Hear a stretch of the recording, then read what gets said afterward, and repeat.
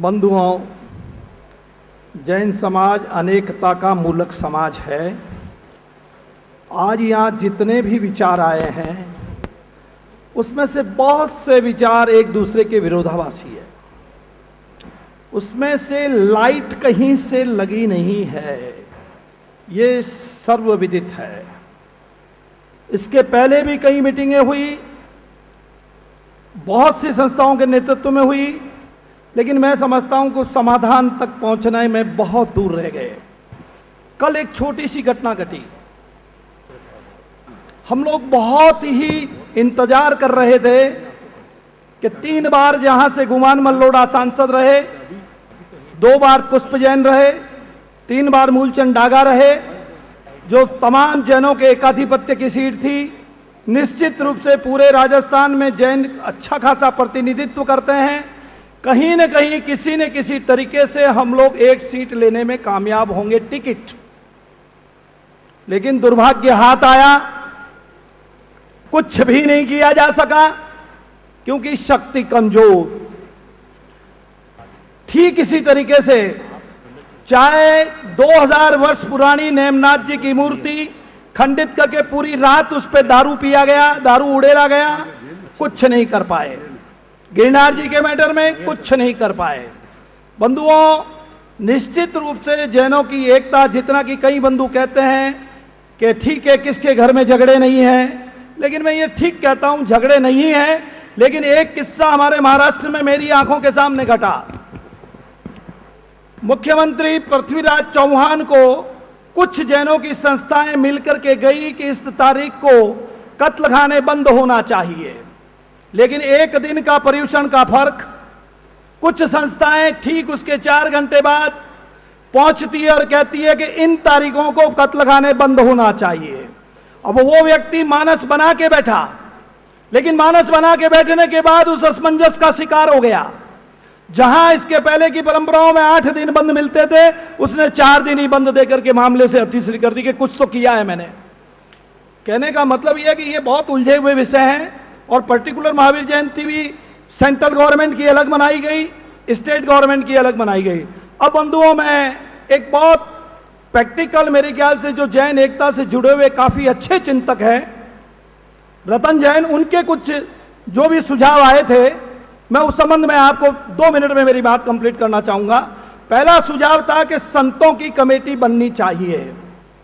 बंधुओं, जैन समश्री एक करने के लिए संभवतः पिछले 4-5 सालों में और इसके पहले 90% जैन संतों की सहमति किसी एक पक्ष पे ली गई थी, लेकिन दुर्भाग्य हाथ आया। पिछले 5-6 सालों में इतनी ही कोशिश, और उसमें मैं स्वयं शरीक था।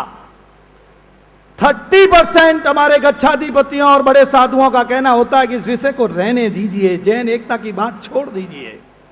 मतलब उनसे रुख ही नहीं मिलाते हैं। और जैनों की कमेटी बन जाने के बाद उनके जिस तरह से चातुर्मास होते हैं, जिस तरीके से हैं, मैं आपको मैं ये कटु सच कहता हूं, भारत जैन मंडल का मैं 4 बार वाइस प्रेसिडेंट रहा। जिस समय हम 10 लक्षण महापर्व समाप्त होना और पर्यूषण महापर्व समाप्त होने के बाद विश्व मैत्री मनाते हैं। कई बंधुओं ने कहा हम ऐसा करते हैं वैसा करते हैं। भारत जैन महामंडल 117 साल से ऐसा कर रहा है। लेकिन बंधुओं, होता क्या है, जब हम चारों समाज के गच्छाधिपतियों को बुलाते हैं, जब से उनको निमंत्रण देते हैं, एक परंपरा का निर्वाह है कि उन सबको बुलाना है, लेकिन जब तक वो मंच से उतर करके वापस अपने उपासने में नहीं जाते हैं, तब तक ग्रस्तों की सांस अटकी हुई रहती है। किसी को ऊपर बैठना है, किसी को नीचे बैठना है, किसी को, जिसे कहना चाहिए कि 40 मिनट बोलना है, किसी को चेले को भी साथ में बुलाना है, किसी को संगीत बुलाना है।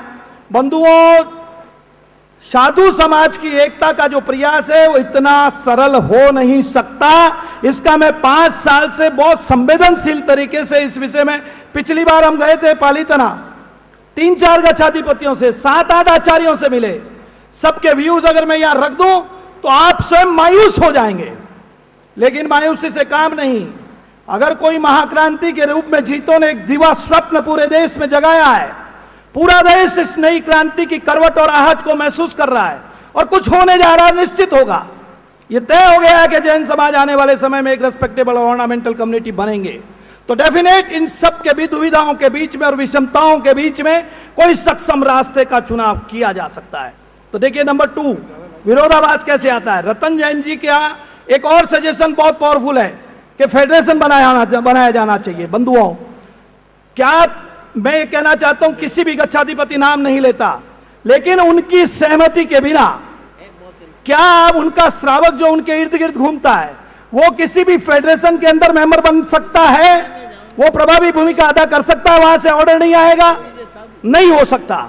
ये दोनों बातों को मेरा ऐसा मानना है परिपक्व होने में एक लंबे समय तय करना पड़ेगा, एक लंबी तैयारी करनी पड़ेगी, एक लंबा माहौल बनाना पड़ेगा। और जीतो ने उस दिशा में एक सार्थक नींव का कदम रख दिया है। जैन मनों को टटोल करके उसने एकात्मकता के स्वर तक ले आया है। तो अब मैं खुद आना चाहता हूं कि किस बिंदु पे मेरी सहमति बनती है। बंधुओं, मेरी सहमति इस रूप में बनती है, एक कोर कमेटी का चुनाव हो जाना चाहिए और वो कोर कमेटी संपूर्ण जैन समाज के सामने उपस्थित विषयों को नहीं लेगी।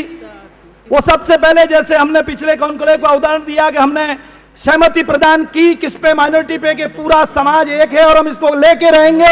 एक स्वर जयघोष का हुआ, शक्ति का स्वर आया, संकल्प का स्वर आया और सभी लोग उस दिशा में टूट पड़े। ये एक सहमति बनी थी। ठीक इसी प्रकार से ऐसे कुछ बिंदु हैं जिन पे समान सहमति की पर्याप्त गुंजाइश है। उन सहमति के बिंदुओं को आज का मंच इस रूप में नहीं, कोई बंद कमरे में, कंप्लीट ऑडिटोरियम में सारे प्रमुख प्रतिनिधियों को विशेष कोशिश करके पुनः बुलाना पड़ेगा और उन सहमति वाले स्वरों को एक करके पूरे देश में उसे लागू कराने का प्रयत्न करना चाहिए।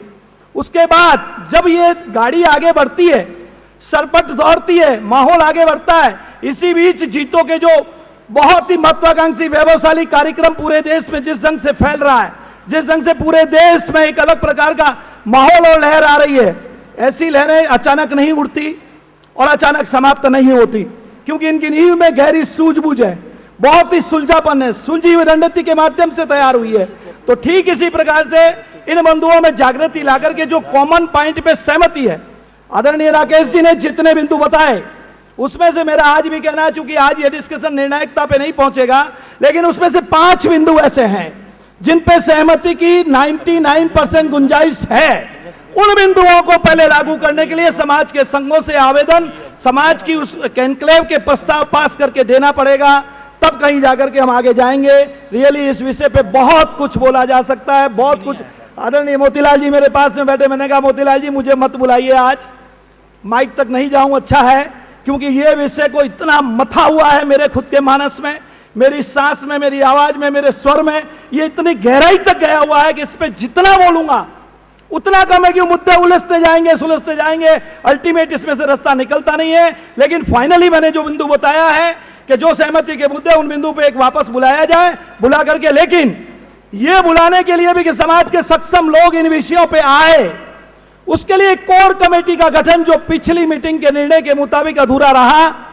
मैं अब कोई भी वक्ता अगर इस मंच पे आए या राकेश जी माइक लें, केवल कोर कमेटी के विषय पे अगर इस विषय पे बात करें, अगर कुछ प्रमुख लोग बंद कमरे में इस तरीके से बैठना शुरू होंगे 25-50 लोग, तो उसमें से जो निर्णय आएंगे, बिंदु आएंगे, उसके बाद विशाल सम्मेलन बुला करके उनको सहमत किया जा सकता है। लेकिन प्रबुद्ध चिंतकों के साथ बैठ करके इन विषयों के नजदीक आना जरूरी है, ऐसी मेरी मान्यता है। जय जिनेंद्र।